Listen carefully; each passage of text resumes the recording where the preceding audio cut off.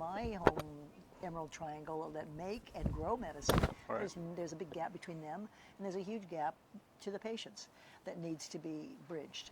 And we're coming off of a particularly egregiously difficult obstacle of 40 years of prohibition ideology that's Right. embedded deeply in people's minds. So I have patients who actually come to, I have 6 years now, a dispensary on the coast, on the Mendocino coast, a lot of seniors, a lot of retired folks, and who come to the door and are afraid to come in because they're afraid they're going to get arrested. Right. You know, so there's this a fear, so, but at any rate, setting that aside, what we're doing is the basic credibility of cannabis. So I never quote from High Times Magazine. I'm quoting from Journal of Pharmacology and Lancet and blah, blah, blah, blah, trying to give it the scientific credibility. Having doctors who actually are working with patients using cannabis is a rare gem.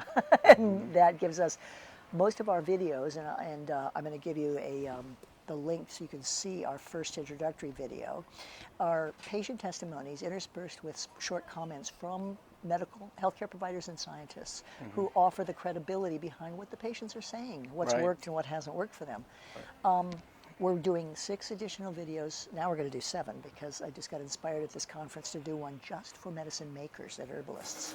But our other 6 are for seniors facing health crises and disillusioned and disappointed with the pharmaceutical model, parents of children with neurological conditions, Okay.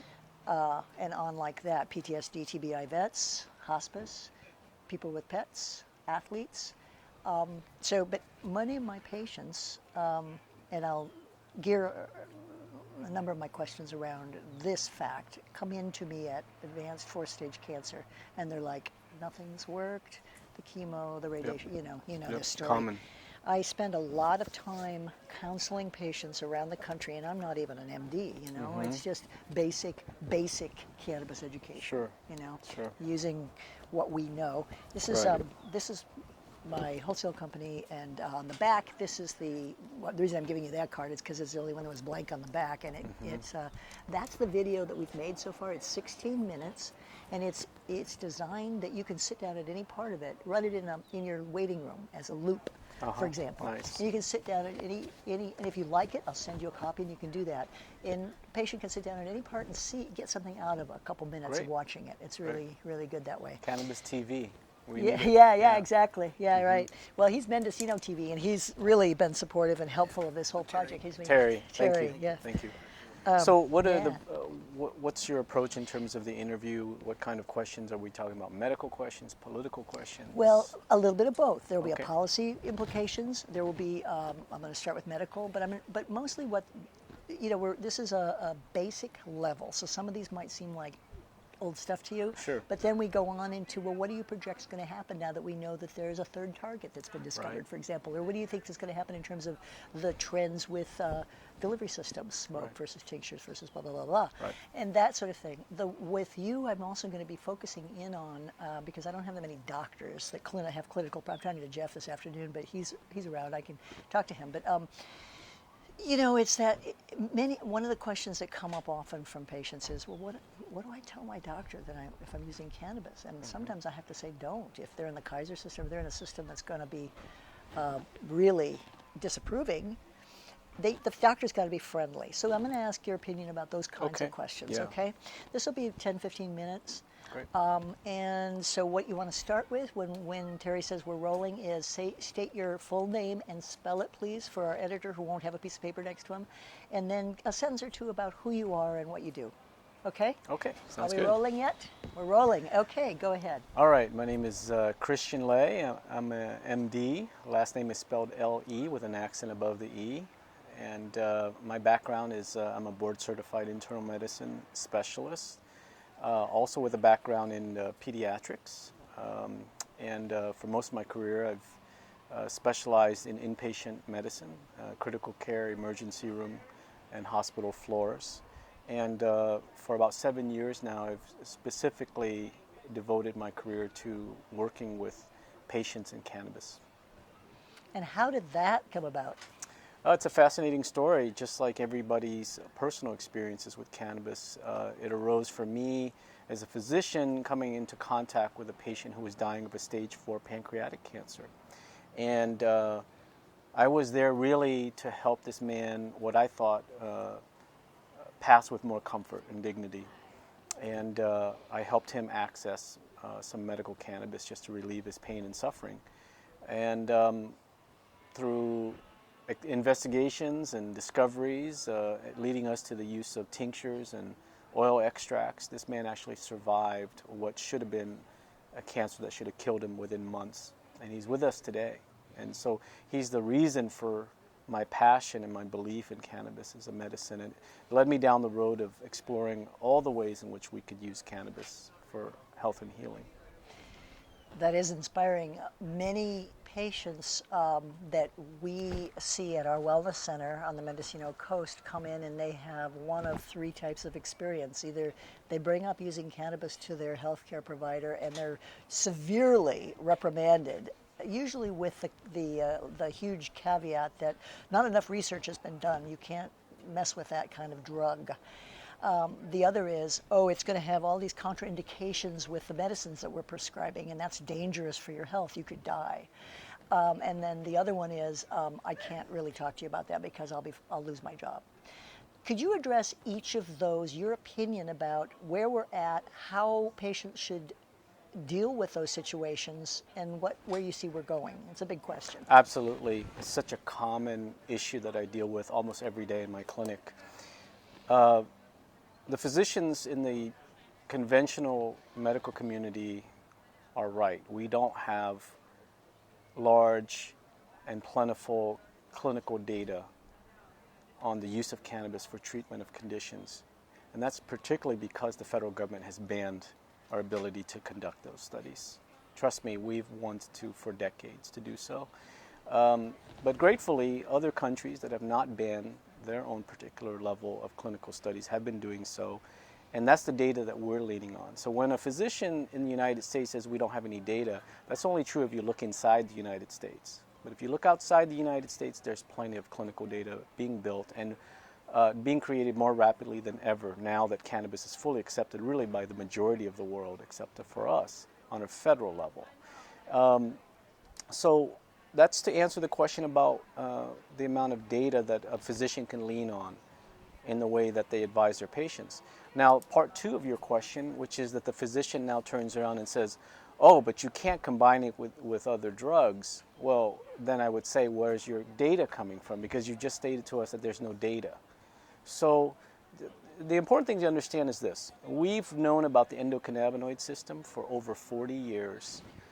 And yet, medical students coming out of residency program, medical schools and residency programs just a few years ago still aren't being taught about the endocannabinoid system. How can that be possible? How can it be possible that an essential system in the human body that was discovered 40 years ago is still not being taught in medical schools when we're teaching future physicians about how the human body actually functions? And in particular, as we're discovering how central the endocannabinoid system is to maintaining multiple levels of health, whether it be cancer prevention, whether it be mood stabilization, pain control, and on, how can it be that we're not teaching our next generation of doctors about this essential system? So we have to question why. Why is there a blackout on this information? Why is there a fear by universities and residency programs to discuss this topic? Some universities are starting to, but they're still in the minority, which is shocking because science isn't supposed to be political. It isn't supposed to be driven by fear of retribution. But I believe that is occurring. And that leads us to the third part of your question. Why are physicians being forced to sign gag orders? I've seen this in my state of Oregon, that large healthcare systems have forced their physicians to sign a gag order, that they agree that now as part of the agreement of their employment that they will not discuss cannabis with their patients and will not sign for them to have a medical cannabis license in the state. The argument is that because they receive federal dollars through Medicare, Medicaid programs, and other grants, that they fear the retribution of the federal government. That's not a great place from which to form health policy or health practices, for that matter. It should be based on science. Mm-hmm. The science is overwhelmingly clear that cannabinoids are safe, and they're effective. And so we need to base our decisions on that. And so my answer to most of my patients in regards to should they bring up the use of cannabis with their physician, I don't have a blanket statement. I am pragmatic about it. I suggest to my patients, number one, that they get a sense for whether their physicians are friendly to the concept of cannabis. Usually those physicians who are friendly have actually done their own research. And so they are aware of the information. But it's first important to explore by asking a question, Doctor, what do you think about cannabis? And just to see what their responses are first. And that will lead you forward as to how you want to reveal or not reveal. The negative consequences that I've seen over the many years of caring for patients and signing their cards and discussing treatment is honestly 8 out of 10 to 9 out of 10 patients have been chastised, mistreated by the physicians once the physician discovers they're using cannabis. They return after their visit where they've admitted to the use of cannabis for pain or sleep or mood control, that now they have the diagnosis of substance abuse disorder on their record. I mean, we're not talking about some 25-year-old, college kid. We're talking about 60, 70-year-old patients who clearly are not substance abusers, who are being labeled on their records permanently with this. And something important to recognize too is that anybody in the health continuum that touches or sees a patient, from the physical therapist to the nurse to the dietitian, can all put diagnostic labels on a patient. So everybody in the healthcare spectrum can put a substance abuse diagnosis or note into the patient's chart if the patient admits to the use of cannabis. So it's something I warn patients to be aware of, because they can be labeled, and of course labels lead to stigma. And so it's a tricky topic. And my hope in the work I do is to educate my patients in a way that gives them good education, not just in how to use cannabis, but how to step carefully and lightly through their conventional healthcare systems so that they're not mistreated by the system. And I believe that it's a growing important job for me to educate my colleagues who are not well educated about cannabis. Well, I wasn't going to go there, but this is a good question. How do they receive that information from you? Are they open to it? Or in what venues or in what way are you able to approach your colleagues with that information? Yeah, so unfortunately, as it is with any part of humanity, dogma has power. Dogma has power, and it's frustrating to me as a doctor, because I see the job of a doctor at its core is the job of a scientist. And a scientist depends on facts, not conjecture, not opinions, not historical belief systems. But that is still what I see as the vast majority of the perception in the conventional medical world, is a deep level of indoctrination in an outdated belief system about cannabis. When I went through medical school and residency in the early 90s, I was never taught about the endocannabinoid system. And if the topic of cannabis was brought up, it was lumped together in the conversations about drug abuse with heroin and crack cocaine and methamphetamine. There was no distinction, there was no discussion about ancient uses of cannabis as a medicine. There was no discussion about how can cannabis be used without psychoactivity, which has been well known for a long time. Eating raw cannabis, juicing the leaves.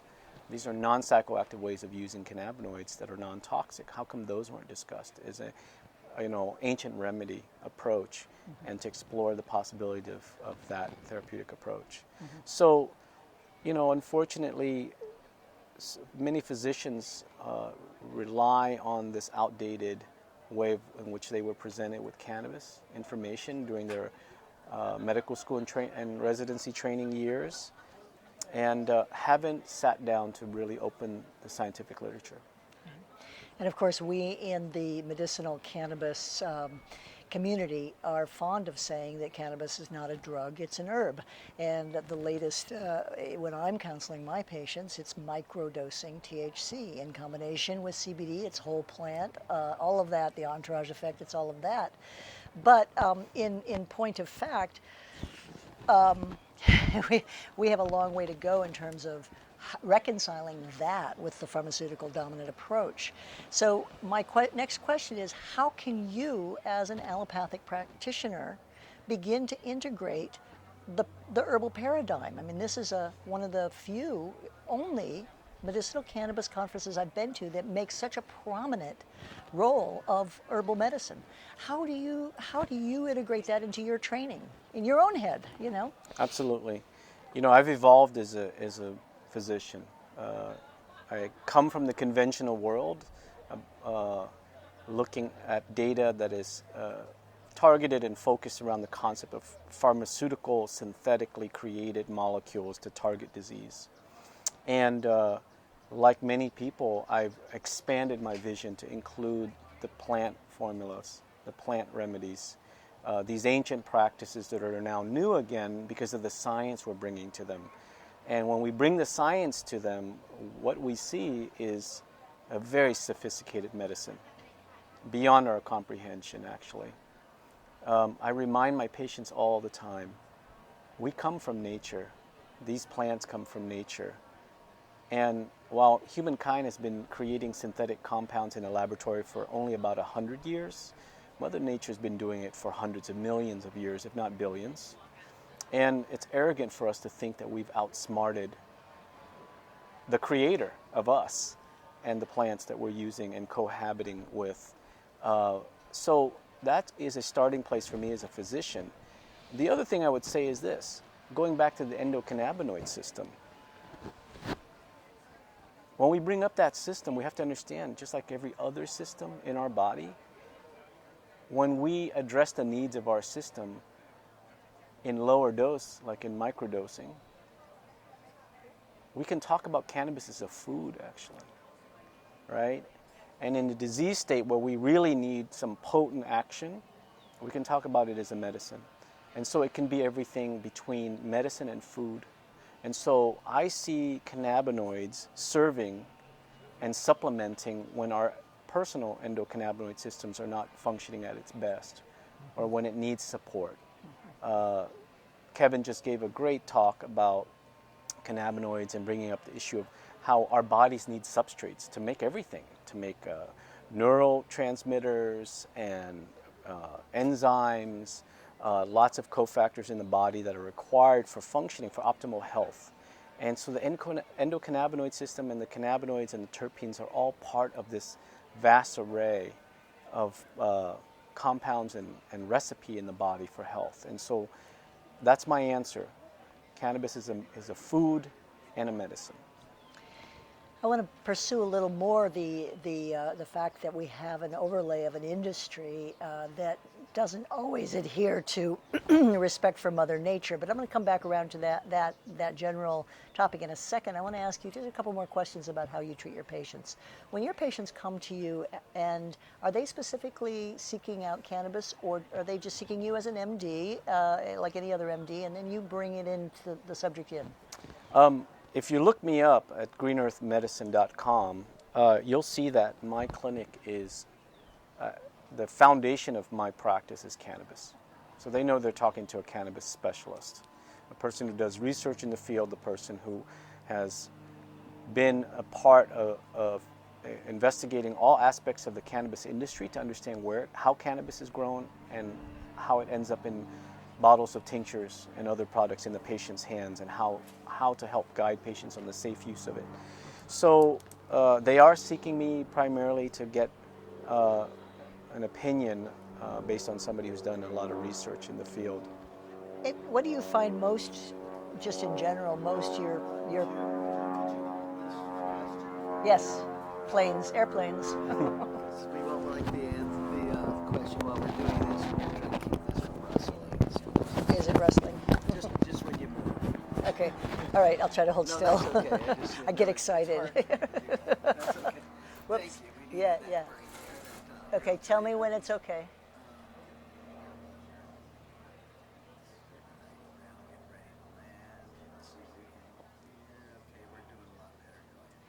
So, what are the conditions that the majority of your patients who are seeking cannabis medicine present as? Is it cancer? Is it pain? Or how does it break down?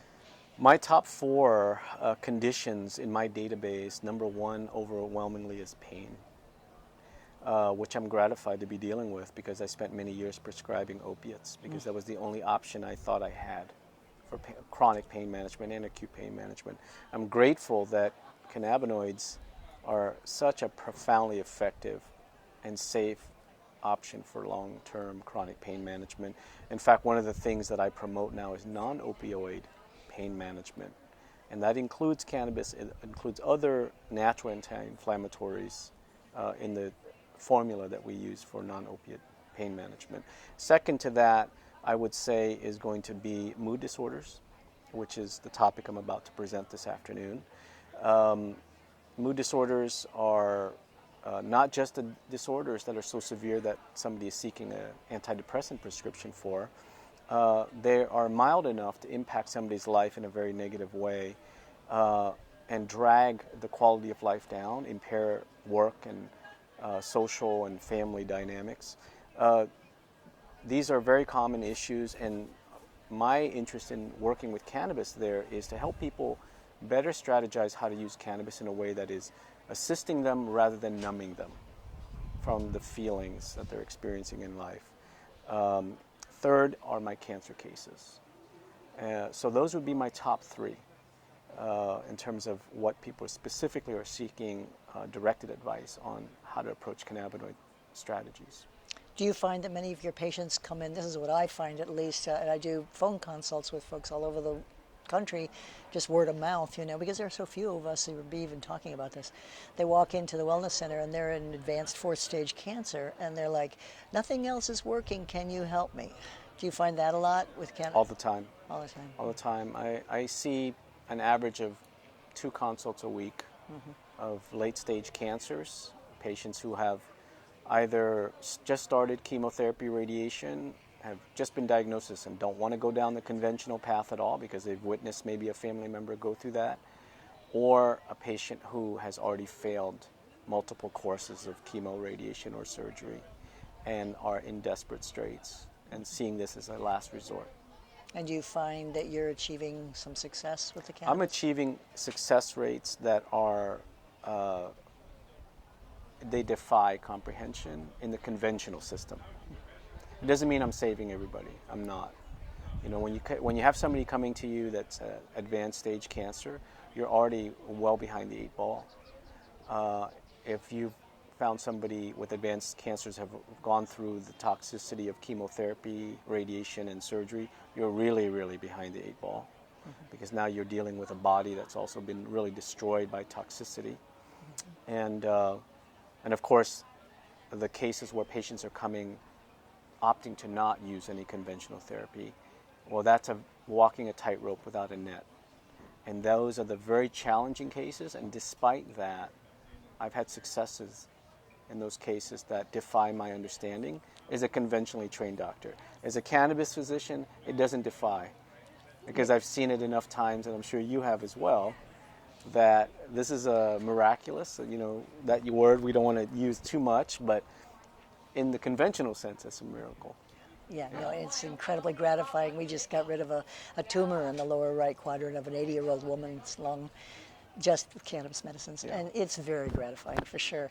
Well, this moves us over into, I probably should ask this question before I move into the quality of the products that you're finding out there. What do you generally recommend for say, pain or cancer or mood disorders? I mean, what is it about the ratios? Is it about delivery systems? Is it about a combination of THC and CBD, or all of the above? It's all of the above. It really takes a customized management plan, and we'll segue into the products on the dispensary. But what I'll say is this. For the vast majority of the public that has mild conditions, a little bit of pain, a little bit of insomnia, just about any generic product is going to work. But as the seriousness of the condition goes up, the seriousness of the evaluation on their medical condition, the number of medications they're already taking, their other medical conditions that are perhaps influencing the primary issue they're seeing us for, and of course, coming up with the cannabinoid and terpene strategies based on what we know scientifically about them. This becomes more and more important, especially when we talk about deadly cancers and neurodegenerative conditions. It really requires, I think, working hand in hand with specialists in understanding how to use cannabis therapeutically based on experiences, and also coordinating and working with groups that are growing high quality cannabis and extracting them in a high quality professional way, cleanly, and then formulating them in a more scientific, rigorous way where dosing is very clear and obvious, and we understand what the cannabinoid profiles are and what the terpene profiles are. Describing just THC CBD levels is a great start, but it's just a start, and it's just the A of the alphabet. Right. Necessary but not sufficient.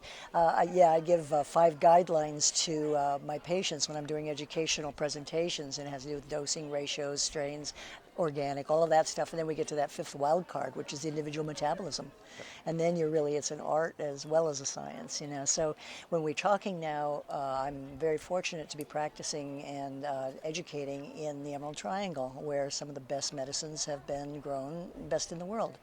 And people who've been geeking around in their kitchens and their backyards with a passion for medicine, and they're devoted to pure, potent medicine. Juxtapose that reality of the last few decades in California, 3 decades, against this green rush with the regulation and legalization of medical cannabis in Oregon, Washington, Colorado, but California, a rush of really very crappy products. So, and not just California, I should say. I was just visiting in Ashland. I went to a couple dispensaries, and the first thing I always say is, what's your CBD tincture? Because I believe in tinctures. And I picked up a bottle, and the second ingredient on the label was cornstarch. So or it's hemp-based. So we know what's out there, and we know that there are very few protections. We don't have the FDA. We don't have the protections for the patients. So how do you begin to or what are your recommendations for how patients can watch out for, and how mostly I'm trying to educate the manufacturers themselves, the cultivators themselves.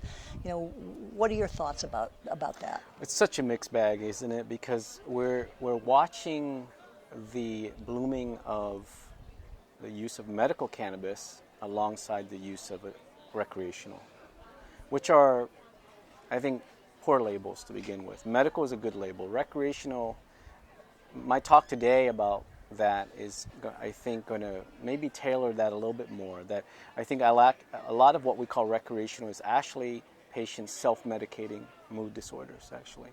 And so I would rather prefer to call what we have been calling recreational mood-modifying use of cannabis. So that's to lift mood or reduce anxiety, relax at the end of the day, what we have been calling recreational. I think mood modification is a more ideal way to discuss it. But yes, in that green rush, in the desire to make profit from the cannabis plant, we've had an unfortunate explosion in the amount of products that are produced for the medical market that is not being designed by doctors and scientists, not being overseen by people who really care about the quality and the safety profiles, the effectiveness of medical cannabis products.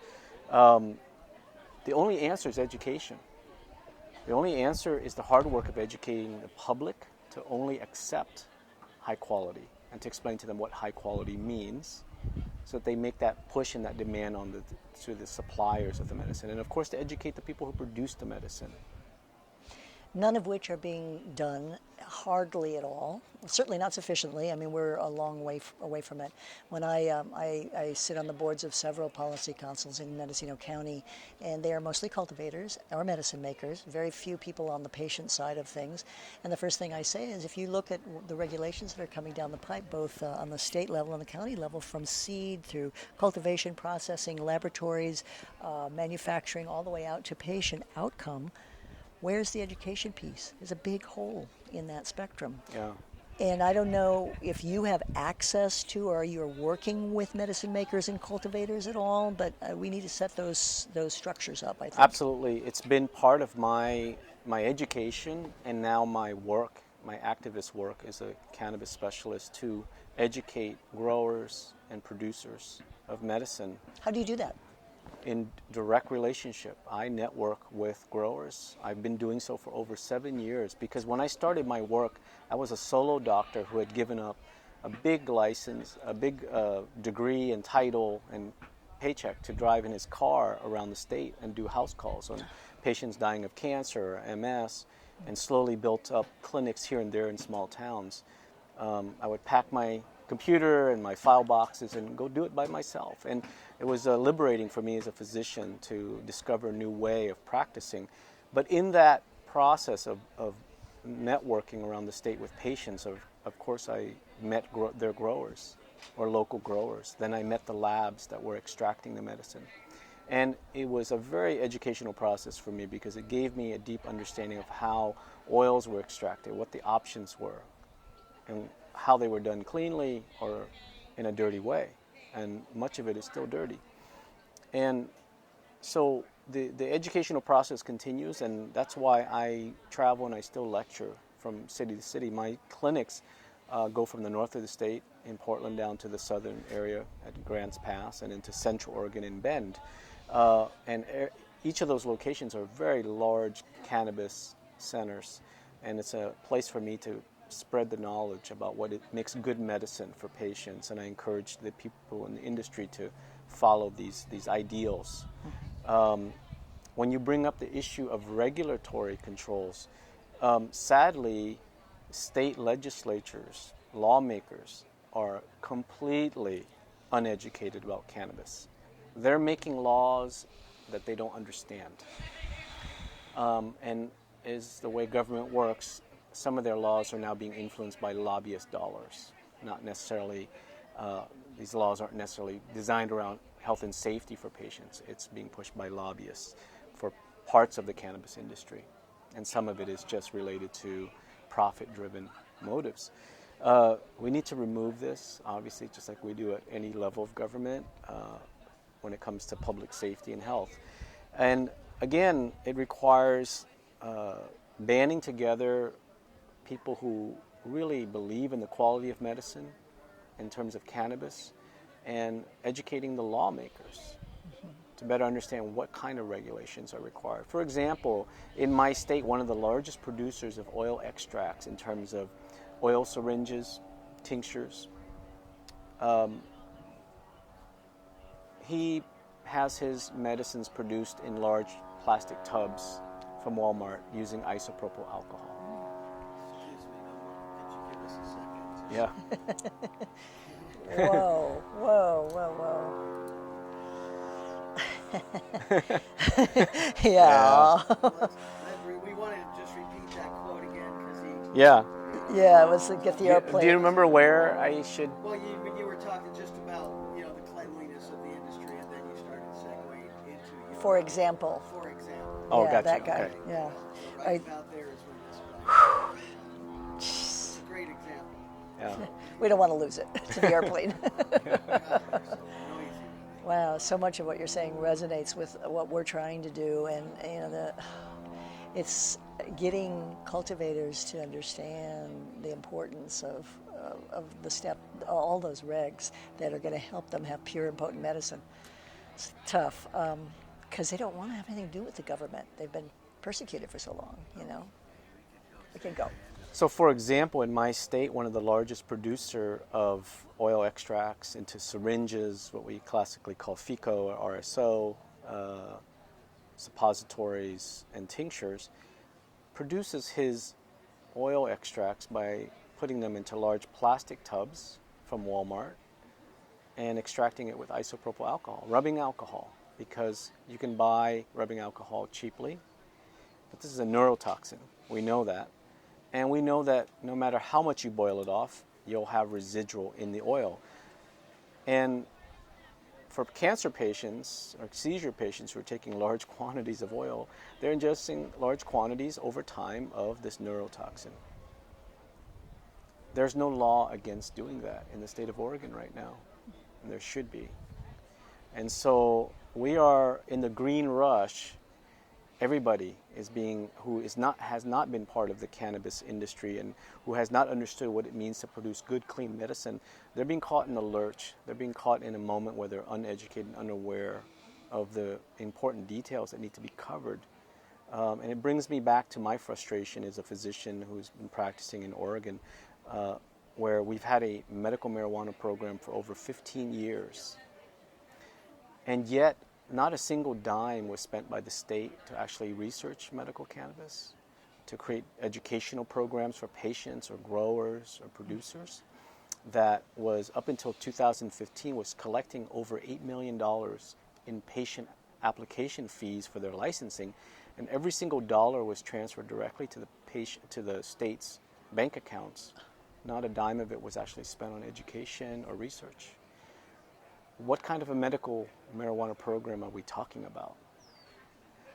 And yet, as soon as recreational legalization was enacted by referendum by the public, the state immediately jumps in, and the first thing they want to make sure is they get 25 cents on every dollar added on as a tax. And the regulations that have been designed since then has been strictly to build up the recreational market and to make it very difficult for the medical grower, the medical dispensaries, and the medical patient to continue in the same way. It's become more expensive for those that side of the industry. So it gives the appearance that they want the medical market to go away and for everybody to pay tax and to buy recreational products, because I don't think they understand that there's a big difference between the two in terms of how you actually use cannabinoids. And this is guiding policy. So money is guiding policy rather than true patient health and safety. Mm-hmm. It's happening in California too. We've got a county tax on my dispensary that's on top of all the other permit fees and taxes. 5% of gross sales has to be paid to the county every 3 months. I'm a small outfit, that's going to sink me. My compassion program is going to go down the toilet. I mean, it's very frustrating. Are you able to testify, submit evidence, work with the policymakers in any way? Yes, there are groups of us that are working with policy, and right now, because of the sheer volume of noise in the industry, because of, like you described, the green rush, the state lawmakers are being bombarded with lobbyists. Mm-hmm. And we need an organized effort for medical cannabis specialists, health focused cannabis producers of every sort to really speak up and to band together and to have common talking points about what it takes to have true high-quality medical cannabis, but also to make it accessible, more accessible, not less accessible, because that's what's happening, is less access to medical at a higher cost rather than more access at a lower cost. Right. We're seeing recreational costs drop. Right. Why are we seeing medical costs climb? Because patients are paying out of pocket for these medicines, as you know. Exactly. I heard that dispensaries in Oregon were forced to choose between being medical or recreational. That's correct. As of January 1st, dispensaries had to choose. And as a result, now it has become a ratio of 1 in 50 dispensaries in Oregon being medical. That's a horrific drop, because previously it was 100% medical and rec in the same store. Right. And why was it necessary to separate the two? I don't understand the reasoning behind that. I don't understand why we've reduced the patient's access to medicine. Exactly. I'm afraid that's going to go that way in California. We're fighting to not let it go that way, and I just hope it doesn't. Final question on the just in general, what do you think, aside from the federal need to deschedule, obviously, setting that one aside, what are the biggest obstacles to developing the medicinal cannabis healthcare system? The obstacle goes back to the basics. It really goes back to the issue of education, in my opinion. The resources that we need to muster to educate physicians who understand the endocannabinoid system, understand how to use it to the patient's benefit, to understand the issues of cannabis products, how they're grown, how they're produced, how they end up in those bottles and those syringes, and how to dose those effectively for patients. That has taken guys like me and women like that do this work years to figure out on our own, to learn from our patients, learn from growers, and then use our scientific, medical background to add to that and to improve upon it. We want to share that with our colleagues. We want to share that with patients. We want to share that with people who produce medical cannabis. And it's going to take a concerted effort by more of us to step forward and to learn this information and to spread the information and to get it to the lawmakers as well. Thank you very much, Dr. Lay. That's really good. Well, I just hope somebody will pour some resources into that. Yeah. You know, we're doing this for nothing. You know, it's sort of like, Exactly. when do we get some education resources? Yeah. Yeah. So Yeah. Thank you so very Yeah, much. thank you for having I'm me. looking forward to your mood disorders. My is the tape off? Yeah. My